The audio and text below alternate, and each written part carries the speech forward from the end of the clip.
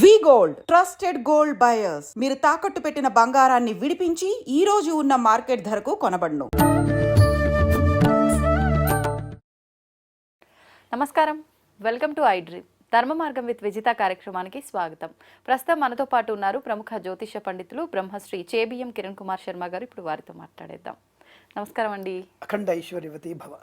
గురుగారు, మాఘ పౌర్ణిమ రోజు మనం ఇంతకుముందు ఒక వీడియోలో మాట్లాడుకున్నాం. ఆ రోజు విశిష్టత ఏంటి, మనం ఎలాంటి విధానాలు ఆచరించాలో.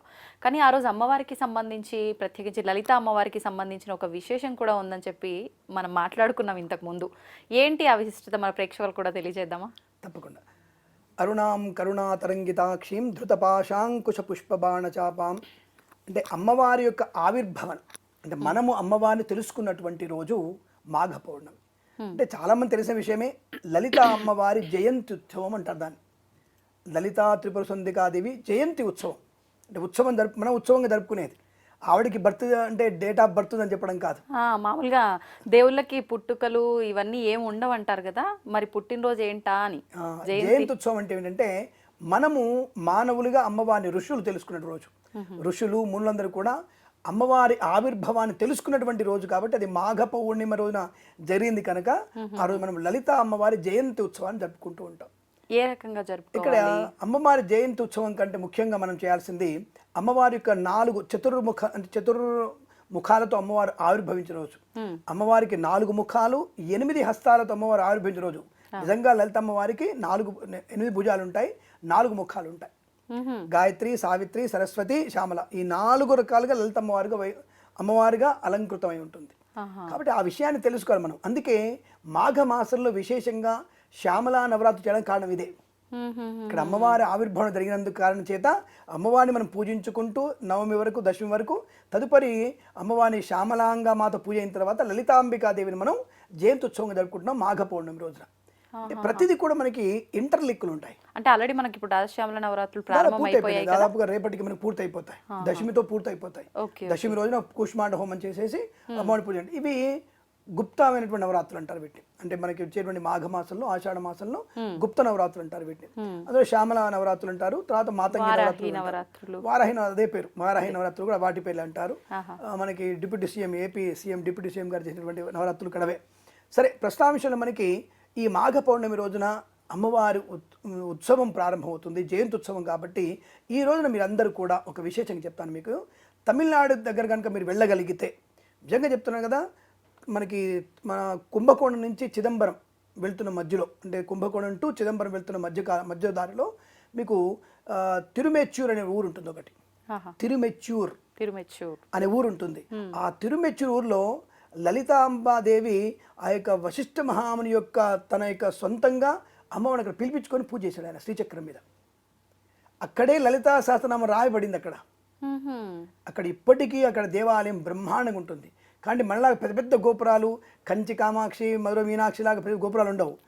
ముందు చిన్న షెడ్ లాగా ఉంటుంది. తిరుమెచ్చూర్ అనే ఊరు, కుంభకోణం టు చిదంబరం వెళ్తే దారిలో తిరుమెచ్చూర్ అనే ఊరిలో అడవిలో ఉంటుంది. అక్కడికి బస్సులు వెళ్తే కార్లు వెళ్ళాలి, లేదంటే ఆటోలు వెళ్ళాల్సిందే. 20 కిలోమీటర్లు అనేటువంటి దూరంలో ఉంటుంది. మైలాపూర్ సంథింగ్ దగ్గర నుంచి మీకు ఒక 20 కిలోమీటర్ల అడవిలో ఉంటుంది. దట్టమైన అడవి అది. మీకు సాయంత్రం 4 to 6, 7 వరకే గుడి, ఆ తర్వాత మళ్ళీ గుడి ఉండదు. ఉదయం పూట 10 వరకే తీసి పెడతారు, తర్వాత తీసి పెట్టరు. కాబట్టి ఆ టైంలో వెళితే తిరుమెచ్చూరు అమ్మవారి దేవాలయంలో అక్కడ అమ్మవారి విగ్రహం ఉంటుందమ్మా. అద్భుతం. అసలు నా భూతో నా భవిష్యతి. మనం ఎంతమంది ఒక రకంగా చెప్పాలంటే సినిమాలో ఒక మంచి అందంగా తయారు అమ్మవారు చూపిస్తారు కదా, అంత అందం కనబడుతుంది అమ్మవారు. స్వయంభూ అనే చెప్పొచ్చు కదా, ఇంకా అమ్మవారి స్వయంగా వచ్చారు కాబట్టి అక్కడ ప్రతిష్ఠ జరిగింది అమ్మవారిది. శ్రీచక్రం మాత్రం స్వయం శ్రీచక్రం అమ్మవారిది. శ్రీచక్రంలో ఆ యొక్క మునీశ్వరులు శ్రీచక్రాన్ని అనుభవించి శివుడు సాక్షాత్ పిలుచుకున్నాడు అక్కడికి. శివుడే పిలుచుకొని వాయించేది పిలిపించి అక్కడ అమ్మవారి లలితా సహస్రనామ పాఠం జరిగింది. అక్కడ బెల్లపన్నం పెడతారు. ఎంత మధురంగా ఉంటుందో అసలు ఆ ప్రసాదం. నిజంగా ప్రసాదం కోసం కూడా వెళ్ళాలనిపిస్తుంది ఒకసారి మనకి. అంతటి అందమైన ప్రసాదం, అంతటి మధురమైన ప్రసాదం ఉంటుంది. కానీ అమ్మవారి విగ్రహం ఉంటుంది. సాయంత్రం పూట మీకు అమ్మవారికి ఒక హారతి ఇస్తారు, దీపాల హారతి. అసలు ఎంత చక్కటి, అక్కడ అందరు ఆడవాళ్ళు ఒకే రీతిగా అరుణాం కరుణాతరంగితాక్షీం ధృతపాశాంకుశ, అసలు లలితాపరాన్ని చేస్తుంటే మన ఒళ్ళు గగురు పడుస్తుంది, ఒళ్ళు మనకి ముళ్ళు వస్తుంటుంది ఆటోమేటిక్గా. అంతటి అద్భుతమైనటువంటి క్షేత్రం అది. సాక్షాత్తుగా శ్రీచక్రం మీద అమ్మవారు ఆసీనాలై 5 చక్రాలు ఉంటాయి. అక్కడ 5 శ్రీచక్రాలు ఉంటాయి. వాటి మీద కుంకుమార్చన జరుగుతుంది. ఎందుకనండి 5? అంటే ఒక్కొక్కళ్ళు ప్రతిష్ఠ చేసుకున్నారు, ఒక్కొక్క ప్రతిష్ఠ. అక్కడ వశిష్ఠ వారు పెట్టినటువంటి ప్రతిష్ఠ వేరు. ఈ ప్రతిష్ఠ 5గురు పెట్టుకున్నారు, పెద్ద పెద్ద వాళ్ళు రాజులు పెట్టారు అక్కడ. చోళరాజులకు సంబంధించి, పాండులకు సంబంధించినటువంటి స్థితికలు అక్కడ ఉన్నాయి. అక్కడ గుడి చూడడానికి పైన షెడ్ లాగా ఉంటుంది. లోపలికి వెళ్తే ఒక శివాలయం వెనుక ఉపాలయాలు, దాదాపు 6 దేవాలయాలు, శిఖరం ఉంటుంది వాటికి. లోపల అందమైనటువంటి ప్రాంతం, బోలెడు స్థలం ఉంటుంది అక్కడ. హాయిగా వెళ్ళి మనం శుభ్రంగా అక్కడ మంచిలు తాగి శుభ్రంగా మనం భోజనం కూడా చేసి అమ్మవారి దర్శనం చేసుకోవచ్చు. అక్కడ కనుక ఈ మాఘ పౌర్ణమి రోజున ఎవరైనా సరే వెళ్ళదలుచుకుంటే, దంపతులకు వెళ్ళదలుచుకుంటే మాత్రం సంతానం లేని వారికి సంతాన యోగ్యత. అంటే ఈ ఆలయం ప్రత్యేకించి సంతానం కోసం తప్పకుండా సంతానం, వివాహం కాని వారికి వివాహాన్ని కలిగిస్తుంది. ముఖ్యంగా ఆడపిల్లలు వస్తారు అక్కడికి, బ్రహ్మాండమైనటువంటి సుందరీమణులే అందరూ పారాయణ పెట్టుకొని అక్కడికి వచ్చినట్టు ప్రతి అమ్మాయి కూడా సుందరమైనటువంటి వస్త్రధారణతో పారాయణ పెట్టుకొని వస్తారు, అమ్మవారికి మొక్కులు తెచ్చుకుంటారు. అక్కడ జరిగేటువంటి ఉత్సవాలు అద్భుతం. భక్తుల తాకిడి ఎలా ఉంటుంది అక్కడ? మామూలుగా అంటే ఎక్కువగా విన్నట్టుగా లేదు కదా, అందుకని. ఈ మాఘ పౌర్ణమి కార్తీక మాసంలోను, శివరాత్రి అప్పుడు, తర్వాత ఆషాఢ మాసంలోను, తర్వాత మనకి చైత్ర మాసంలో, ఈ 4 మాసాల్లో భక్తుల తాకిడి ఎక్కువ ఉంటుంది. అంటే 1000-2000 మంది వస్తారు. అంటే నవరాత్రుల టైం 1000-2000 మంది వస్తారు. కానీ ప్రతి పౌర్ణమికి మాత్రం కనీసం ఒక 500-600 మంది, 1000 మంది ట్రిప్లు వచ్చే వాళ్ళు ఉంటారు. బట్ ఎప్పుడు ఖాళీగానే ఉంటుంది. కానీ మనం ప్రారంభం చేసేసరికల్లా ఆ పారాయణానికి 100 మంది వచ్చేస్తారు. ఆ పారాయణం పూర్తి అయిపోతుంది. అలా ఆ దేవాలయాన్ని కనుక కన్నెపిల్లలైనా సరే, వివాహం కాని వాళ్ళు, వివాహం కాని అబ్బాయిలు కానివ్వండి, సంతానం లేని దంపతులు కానివ్వండి, తప్పకుండా మీరు అక్కడికి వెళితే 45 రోజుల్లో వివాహం అయిపోతామ్మా. అక్కడికి వెళ్ళి దర్శించుకుంటే సరిపోతుందా, లేదంటే వీలైతే కుంకుమ, అంత దూరం వెళ్ళాము కుంకుమార్చనేగా, అక్కడ ఇంకేం అభిషేకాలు ఉండవు. లోపల శివయ్య ఉంటాడు, శివయ్య బయటనే అమ్మవారు ఉంటుంది, శివయ్య లోపల ఉంటాడు. అమ్మవారి కుంకుమార్చన, అయ్యవారికి అభిషేకం, ఏం పోయిదే ఉంది మనకి. సో 2-3 గంటలు అక్కడ అడవిలో పోయి ఏం చేస్తాం మనం? అక్కడ మీకు తినడానికి హోటళ్ళు, బస చేయడానికి హోటల్ లాంటివి ఉండవు.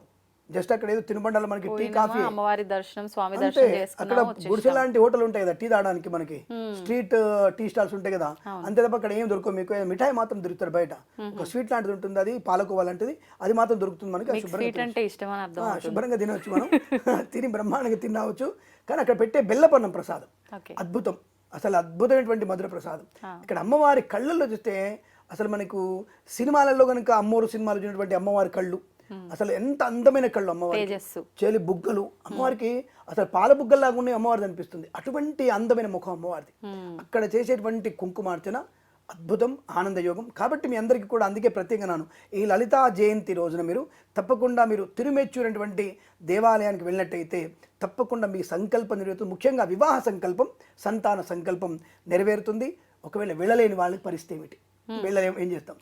ఇక్కడ మీరు తప్పకుండా ప్రాతకాలంలో, ఈ యొక్క మాఘ పౌర్ణమి రోజున ప్రాతకాలంలో కూర్చొని తలంట స్నానం చేసుకొని అమ్మవారి, లలితమ్మవారి ఫోటో పెట్టుకొని కుంకుమార్చన చేయించుకోండి. బ్రాహ్మణి పిలిచి కుంకుమార్చన చేయించుకోండి.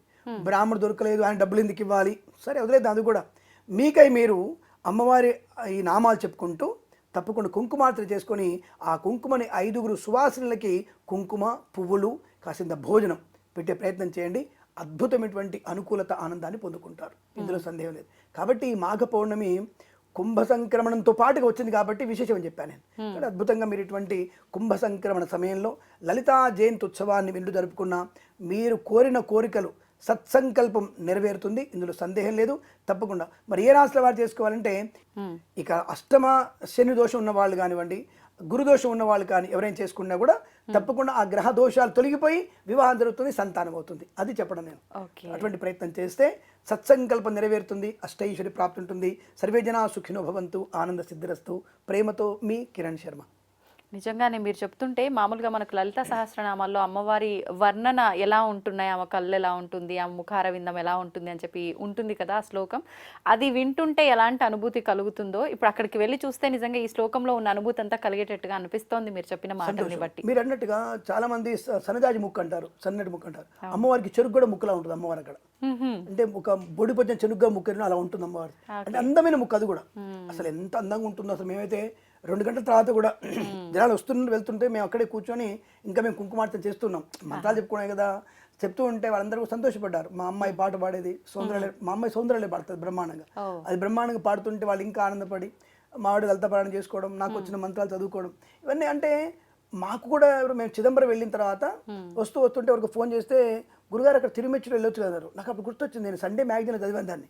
తిరుమెచ్చూరు కూడా అవునని చెప్పి డ్రైవర్ అడిగితే ఇంకా స్వామి ఇంకా ఇరుక 20 కిలోమీటర్ ఇంకా పోయిట్ వంగ అన్నారు. పోయిట్ వంగ అని చెప్పేసి మనతో బయలుదేరి వెళ్ళిపోయి వాళ్ళు తీసుకెళ్ళి బ్రహ్మాండ తీసుకెళ్ళి మమ్మల్ని దగ్గర ఉండే పాప మా డ్రైవర్ కూడా బాగా చూపించాడు. అసలు అంతా అసలు అద్భుతమైన అంటే మేము ఆ పిలిపించుకోవడం. ఆవిడ మమ్మల్ని చిదంబరంలో అమ్మాయి పూజ అది డ్యాన్స్ వేసింది, కూచిపూడి డ్యాన్స్, మా అమ్మాయి సంగీతం కూడా పాడుతుంది. డ్యాన్స్ వేసి వస్తున్నప్పుడు ఇక్కడ ఇది జరగడం, ఇక్కడ సంగీతం పాడడం. అంటే అవి పిలుచుకోవడం ఏంటంటే ఒక డాన్స్ వేస్తావారా నా దగ్గర పాట పాడవా అని చెప్పేసి మా అమ్మాయిని పిలుచుకుందేమో అనిపించింది. అటువంటి అదృష్ట యోగం కలిసి వస్తుంది మా నిజంగా చెప్పాలంటే. కలిసి అప్పుడు మేము బృహదీశ్వర ఆలయము మనం అన్ని టూర్లు అక్కడ వెళ్ళొచ్చాం. టకటక వెళ్ళొచ్చి అని దర్శనం చేసుకొని వస్తున్నప్పుడు ఈ తిరుమెచ్చూరు, అందుకే నాకు బాగా గుర్తుండిపోయింది తిరుమెచ్చూరు. ఎప్పటికైనా వెళ్ళాలి, ఖచ్చితంగా మళ్ళీ ఒకసారి వెళ్ళాలి అని ఒక ఉత్సాహం ఎక్కువగా ఉంది. అది మన ప్రేక్షకులు చెబితే చాలా మంది లలితాపారాయణం ఇష్టం. ఆ లలితాపారాయణంతో వాళ్ళు కూడా వెళ్ళి ఆనందాన్ని పొందుకుంటారుగా. రష్ ఉండదు, ప్రశాంతంగా ఉంటుంది, కానీ తిరిగి వెళ్ళాలి. మాకు తినడానికి దొరకదు, అది మాత్రం గ్యారెంటీ. సాయంకాలం దాకా ఉండకుండా ప్లాన్ చేసుకోవాలి తిరిగి రావటం కాబట్టి.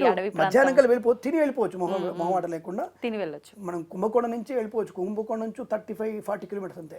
చివరి కుంభకోణంలో శుభ్రంగా తినేసి పొద్దున వెళ్ళిపోయామంటే హాయిగా అమ్మవారిని చూసుకుంటే అడవిలో పచ్చటి పొలాలు, అసలు ఎప్పుడు పచ్చగా ఉంటుంది అక్కడ, అంత బ్రహ్మాండంగా ఉంది. అది నాకు చాలా సంతోషం అనిపించింది అమ్మని చూస్తే.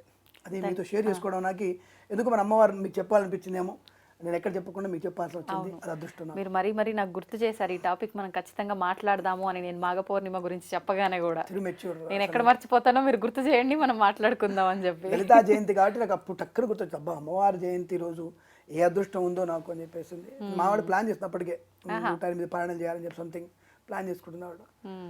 యోగం, అది అదృష్టం. రైట్ అమ్మా, ఇంకా సంతోషం అండి, నెక్స్ట్ ఇంకా ధన్యవాదాలు.